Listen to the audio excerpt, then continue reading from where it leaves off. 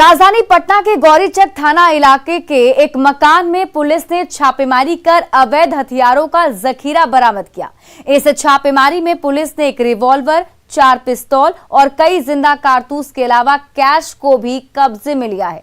चलिए जान लेते हैं कि इन हथियारों का इस्तेमाल कहां और किस रूप में हो रहा था। एक रिवॉल्वर, 4 पिस्तौल, जिंदा कारतूस और 2,51,000 की यह रकम राजधानी पटना के गौरीचक थाना के उस्फा गांव के एक मकान से पुलिस ने अपने कब्जे में ली। पुलिस ने गुप्त सूचना के आधार पर इस बड़ी कार्रवाई को अंजाम दिया और हथियार के साथ कैश की बड़ी मात्रा अपने कब्जे में ली। कुछ दिन पहले हमको इन्फॉर्मेशन मिल रही थी कि कोई 2 आदमी हैं, वो बाहर से आर्म्स को जो है स्मगल कर रहे हैं और उसका दुरुपयोग कर रहे हैं। तब हमको ऐसे लगा था कि कई बार पुष्टि नहीं होती है इन्फॉर्मेशन की। देन हमने एक सूचना संकलन के लिए एक टीम गठित की थी। उसके माध्यम से हमने इसका सत्यापन किया तो पता चला कि ये जो है सूचना के जो आदमियों का था, ये गौरीचक में एक 2 तल्ला मकान है उस्फा गांव में। वहाँ पे पता चला कि एक अंडरग्राउंड कमरे में इन लोगों ने एक छोटा सा एरिया में कुछ वेपन्स रखे हुए हैं। असलहों की बरामदगी के बाद जब इस मामले को लेकर आगे की छानबीन की गई तो पता चला कि इन हथियारों का इस्तेमाल विवादित जमीन को कब्जाने के लिए किया जा रहा था। फिर जो और जांच हुई उसके क्रम में पता चला कि प्रॉपर्टी डीलिंग के नाम पे ये लोग क्या करते हैं कि जो विवादास्पद ज़मीन होती है उसमें ये लोग टारगेट करते हैं और टारगेट करके उस ज़मीन को रंगदारी के रूप में या किसी को डराने के रूप में ऐसे इन वेपन्स का इस्तेमाल करते हैं और अवैध तरीके से ज़मीन की खरीद बिक्री का काम कर रहे हैं। हालांकि इस छापेमारी में प्रेमचंद नाम का वो शख्स पुलिस के हत्थे नहीं चढ़ा जो इन हथियारों के बल पर विवादित जमीन को निशाना बनाता था। लेकिन पुलिस की टीम आरोपी और उसके एक साथी को दबोचने के लिए लगातार छापेमारी कर रही है। संभव है कि वो भी जल्द ही गिरफ्त में आ जाएं। न्यूज़ 18 के लिए पटना से संजय कुमार की रिपोर्ट। और बिहार के वैशाली से जो खबर आपको दिखाने जा रहे हैं वो शादी से जुड़ी हुई है। इस शादी की खास बात यह है कि शादी पूरी तरह से दहेज मुक्त रही। इस शादी को दोनों पक्षों के रजामंदी से कराया गया जो काफी धूमधाम से हुई और अब इलाके के लोगों के बीच ये शादी चर्चा का विषय बन गई है।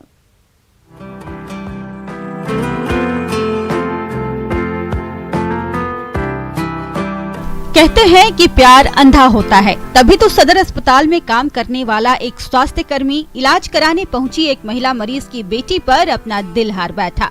इतना ही नहीं, प्रेम में पागल इस कर्मी ने 5 दिन में ही अपनी प्रेम कहानी को अंजाम तक पहुंचा दिया और शहर के पातालेश्वर मंदिर में परिवार वालों की मौजूदगी में दहेज मुक्त शादी भी रचा ली।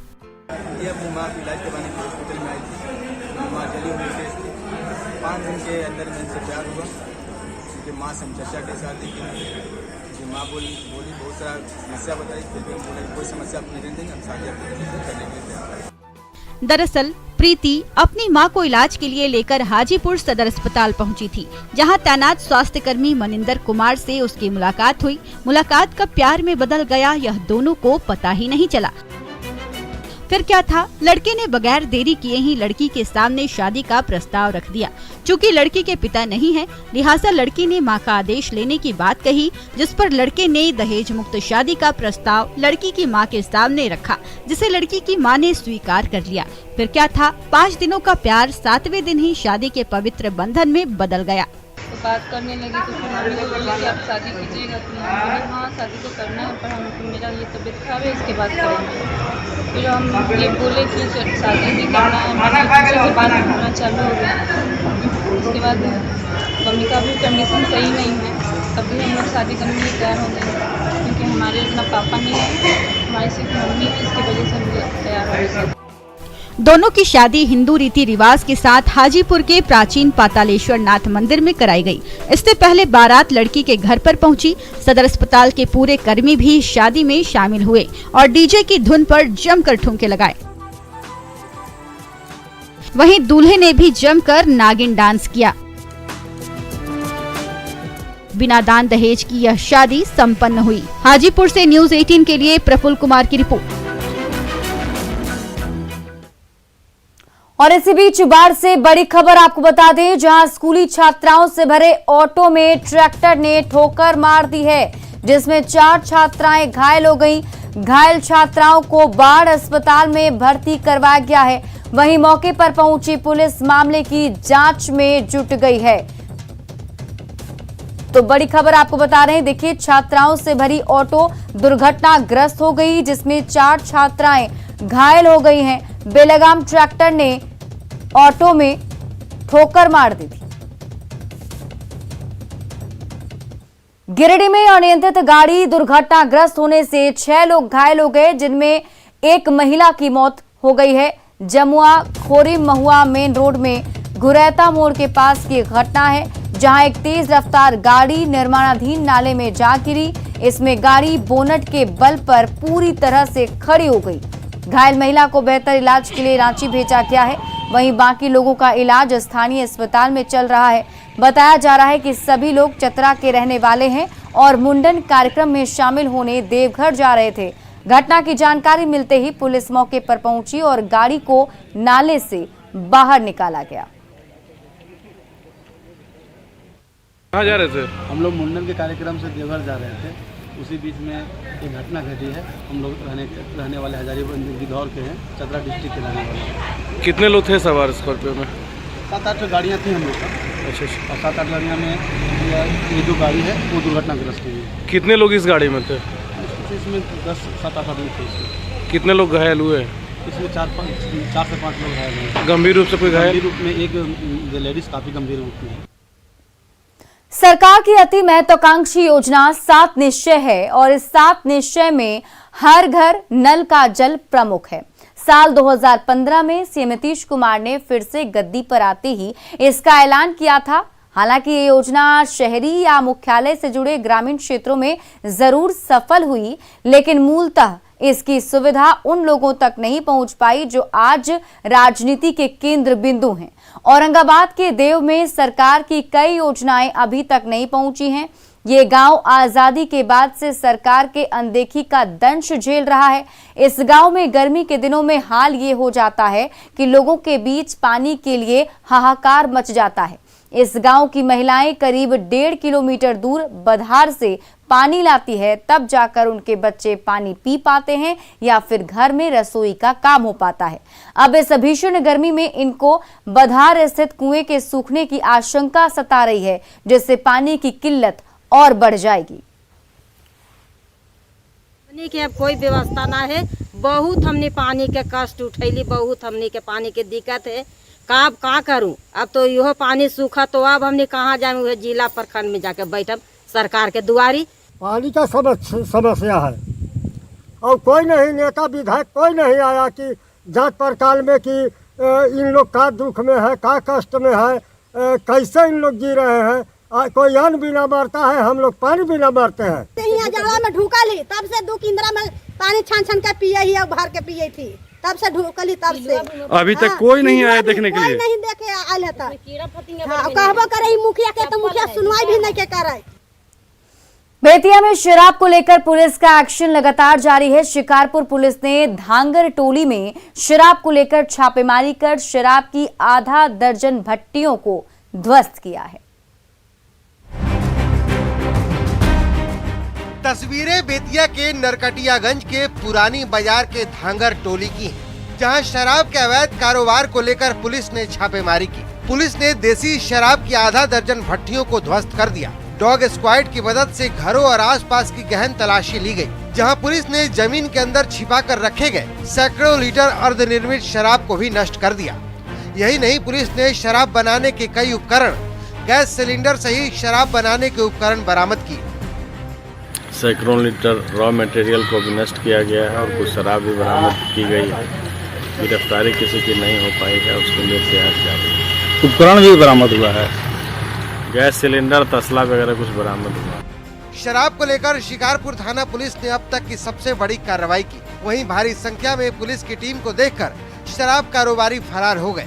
न्यूज़ 18 के लिए बेतिया से प्रफुल्ल कुमार की रिपोर्ट। और मुंगेर पुलिस की टीम को बड़ी सफलता हाथ लगी है। पुलिस ने छापेमारी कर महुआ शराब की 2 भट्टियों को ध्वस्त किया है, साथ ही 400 किलोग्राम महुआ को भी नष्ट किया है। पुलिस टीम को वहां से अंगूर भी मिले। जांच टीम का कहना है कि महुआ और अंगूर से शराब का निर्माण किया जा रहा था। फिलहाल पुलिस की तरफ से मामले की जांच जारी है।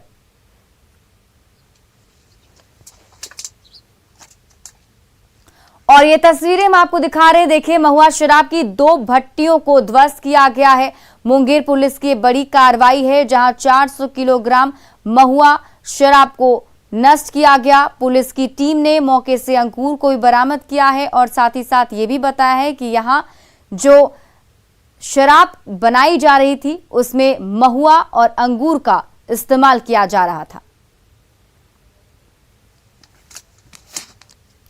और इसी बीच बड़ी खबर आपको सुपौल से बता दें, कारोबारी के घर भीषण डाका पड़ा है।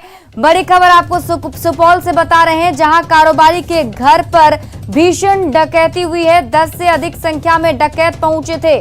डकैतों ने गृह स्वामी का सिर भी फोड़ दिया है। घायल कारोबारी DMCH रेफर किया गया है।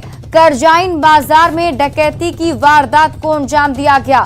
बड़ी खबर आपको सुपौल से बता रहे हैं, करजाइन बाजार में डकैती की वारदात को अंजाम दिया गया है। बताया जा रहा है कि कारोबारी के घर पर भीषण डकैती की गई है। इसमें डकैतों ने कारोबारी का सिर भी फोड़ दिया है। 10 से अधिक की संख्या में डकैत घर के अंदर दाखिल हुए थे और डकैतों ने गृह स्वामी का सिर फोड़ दिया है।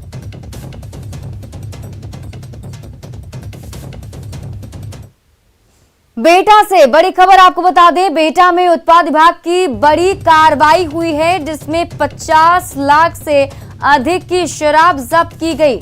उत्पाद विभाग की टीम ने एक ट्रक शराब पकड़ा है। सैनिटरी पैड के बीच में शराब को भरकर लाया जा रहा था। महाराष्ट्र की गाड़ी से शराब की तस्करी की जा रही थी। आपको बता दें कि सोनीपत का चालक गिरफ्तार किया गया है। तो बेटा से बड़ी खबर आपको बता रहे हैं, जहां शराब की तस्करी की जा रही थी, लेकिन उत्पाद विभाग की टीम ने बड़ी कार्रवाई करते हुए 50 लाख से अधिक की शराब को जब्त कर लिया है और एक ट्रक शराब जो है पकड़ा गया है।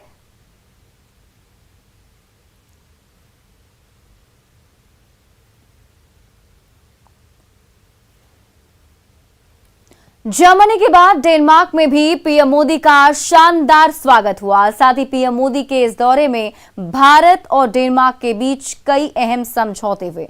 डेनमार्क की धरती से पीएम मोदी ने रूस और यूक्रेन युद्ध पर तत्काल युद्ध विराम की भी अपील की।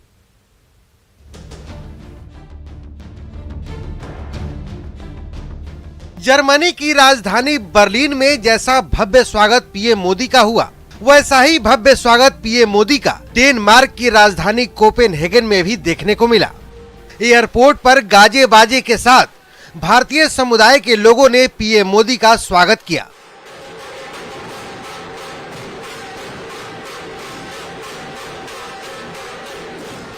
यहाँ डेनमार्क की प्रधानमंत्री मेटे फ्रेडरिक्सन पीएम मोदी की अगुवाई के लिए खुद एयरपोर्ट पहुंच गयी। ये पीएम मोदी का जादू ही था कि उनके लिए डेनमार्क की प्रधानमंत्री ने एयरपोर्ट पर रेड कारपेट बिछा दिया।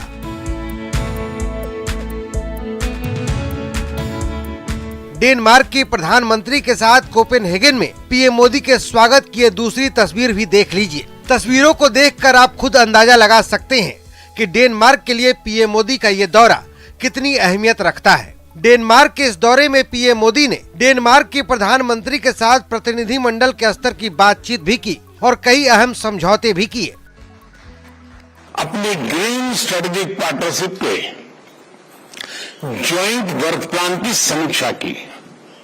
मुझे खुशी है कि विभिन्न क्षेत्रों में विशेष रूप से रिन्यूएबल एनर्जी, स्वास्थ्य, पोर्ट्स, शिपिंग, सर्कुलर इकोनॉमी तथा वाटर मैनेजमेंट के क्षेत्रों में महत्वपूर्ण प्रगति हुई है। इसके अलावा पीएम मोदी ने डेनमार्क के प्रधानमंत्री से रूस और यूक्रेन के बीच चल रहे युद्ध पर भी चर्चा की और जर्मनी के बाद डेनमार्क की धरती से भी तत्काल युद्ध विराम कर विवाद का हल बातचीत से निकालने पर जोर दिया। यूक्रेन में तत्काल विराम और समस्या के समाधान के लिए बातचीत और कूटनीति का रास्ता अपनाने की अपील की। पीएम मोदी अपने 3 यूरोपीय देशों के दौरे में जर्मनी के बाद डेनमार्क पहुंचे थे। यहां से वो फ्रांस के दौरे पर जाएंगे। इस दौरान वो पेरिस में राष्ट्रपति इमैनुअल मैक्रों से मिलेंगे और दोबारा जीत के लिए बधाई देंगे। संभव है कि राष्ट्रपति मैक्रों से मुलाकात के दौरान भी रूस यूक्रेन युद्ध पर बातचीत करेंगे। Bureau report, news 18 network.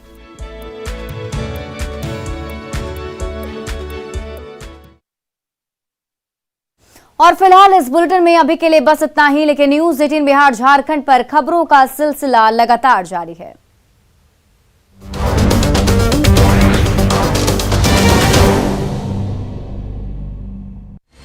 Headlines presented by